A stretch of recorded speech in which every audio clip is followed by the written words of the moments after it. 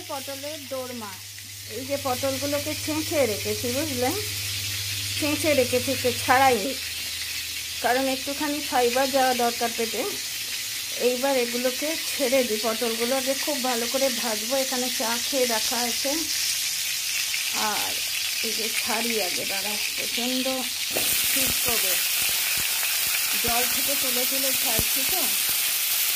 মারা কিন্তু জল থেকে তুলে তুলেই ছাড়ছে, কিন্তু মাদের ব্যাপার স্যাপারই আলাদা, মাদের হাতের ছোঁয়ায় সব বদলে গেছে, বুঝলে তো। ঠিক হতো না, কিছু হতো না, আমার কিন্তু বেশ তেল ঠিক করে গায়ে। পটলটা খুব ভালো করে ভাজবো, কারণ আমার মাও বলতো যে পটল যত ভালো ভাজবি তত স্বাদিষ্ট হবে, টেস্টি হবে। হালকা একটু নুন দেবো আর একটু হলুদ দেবো।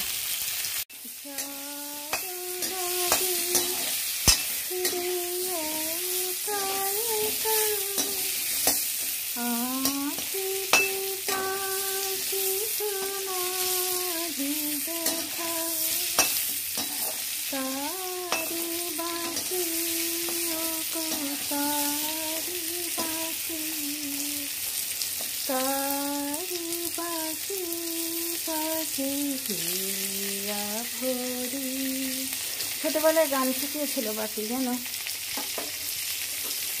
এখন শুধু পটল ভাজছি, পরোটা বানাচ্ছি, কিন্তু ছোটবেলায় ক্লাস 10 অবধি ক্লাসিক্যাল শিখেছিলাম, মাধ্যমিকের জন্য স্টপ করিয়ে দিল। সঙ্গীত বিশারদ করেছিলাম, সঙ্গীত প্রবীণটা হওয়া হয়নি।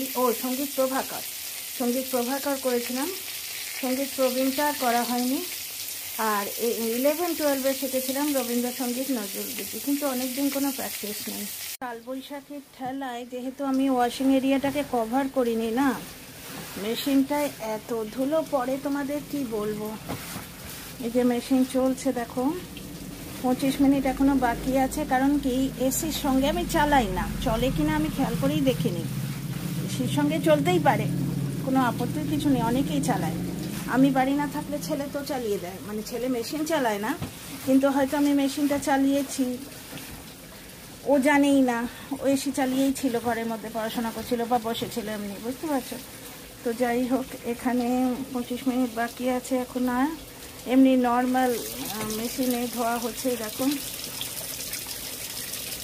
কাপড় টাপড়গুলো কাচা হচ্ছে। আমার এই মেশিনটা আইএফবির মেশিন, এই নিয়ে এটা 4-5 নম্বর। শিফটিংয়ের চোটে খারাপ হয়ে যায়, আর সব থেকে বড় কথা কি জানো, যত দামি কিনবে তত তাড়াতাড়ি খারাপ হয়। তো চলো, এখানে আমি চান করে উঠে পুজো দিয়েছি, রান্না করছি এবার।